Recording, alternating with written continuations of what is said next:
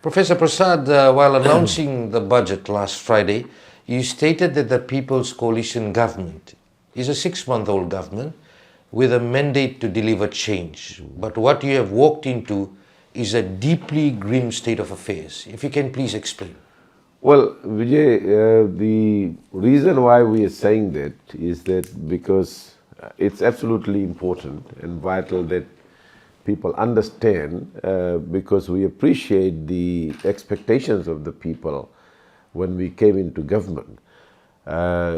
Despite the fact that we were highlighting some of these issues when we were in opposition, people understood the problems, whether it was to do with water, whether it was to do with health, whether it was to do with roads, whether it was to do with education, technical education, agriculture. So people had a fairly good knowledge of what the problems were.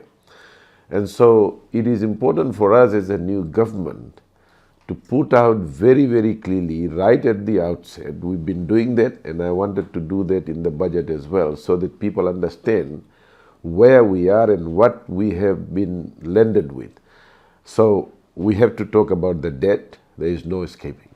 And as I said, in this budget, out of a budget of $4.3 billion, we are going to spend more than $1 billion, more than 500 million on principal payment, more than 500 million on interest payment. So one out of every dollar in this budget, every $4, one out of every $4, 25% of the budget will be going to debt servicing.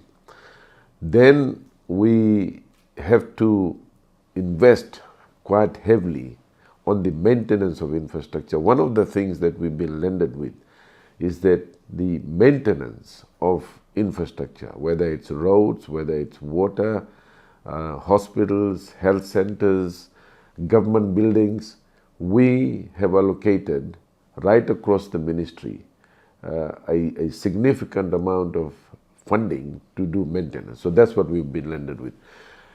And what we have also been landed with is a process which was very centralized, dictatorial.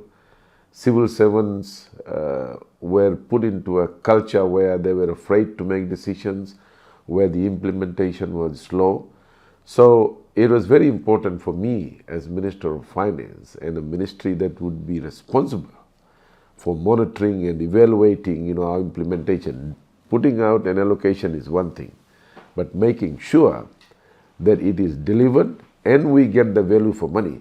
A lot of the things which we have found out in the last 6 months doesn't require lots of money to fix. I mean, you look at CWM hospital, look at the laundry. Fire occurred, many years ago. We are sending laundry from Suva to a private, contractor in Nadi. So these are things that need to be changed, and it will take time, patience, and understanding to do that. So that is why I don't want to go to the past personally. But if we do not tell the people what we have landed with, what we have inherited, and what we are then going to do to resolve this, people will not have that understanding. And I think we have done that.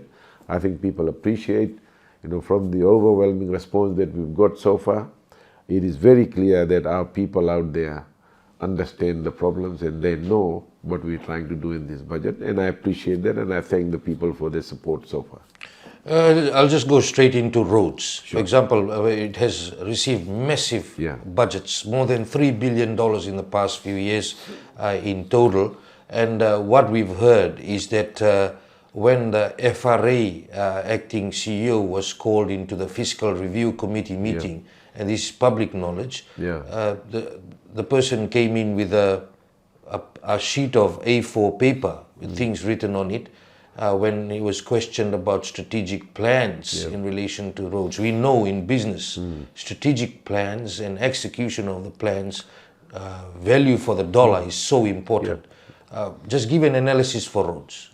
You were absolutely on the dot, Vijay, on that. I mean, you would never imagine in a private organization what was being done in terms of use of taxpayer funds, particularly FRA.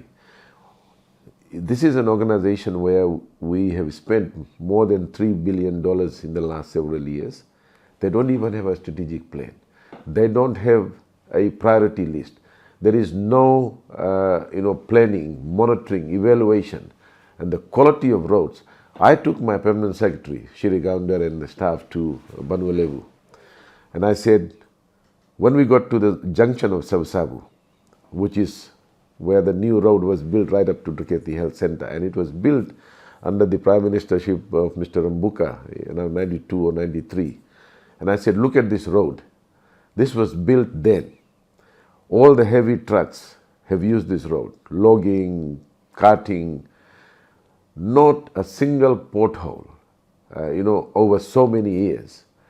That's the quality of the road.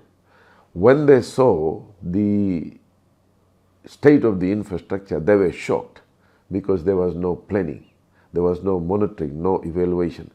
FRA, Vijay, had spent all the money, all the 1 year's budget in 6 months. When we came into government in December, when I called the FRA, when they were asking for more money, I said, where is the budget? They had spent all the money in 6 months. So we provided additional funding because we wanted to fix the road, potholes. People were complaining, and I understand the frustration of the people, and we sympathize with them. But this is what was happening, and it is actually quite sad, and if I could say, criminal for a government to allow that kind of planning and execution where taxpayers' funds are involved, where we are required to provide the services to our people. And so what we are doing, Vijay, is making sure that we strengthen the National Planning, Monitoring and Evaluation Office. We want to have a system where we, in the Ministry of Finance, we follow these things very carefully with different ministries, different organizations. We will ask for accountability. We'll ask for updates to ensure that things are done properly. And so the new FRA board, I think we have a very competent board now. They are looking at all the modalities of contracts, of how things can be done. So you are absolutely right, and this is where we are heading to, in terms of addressing that issue.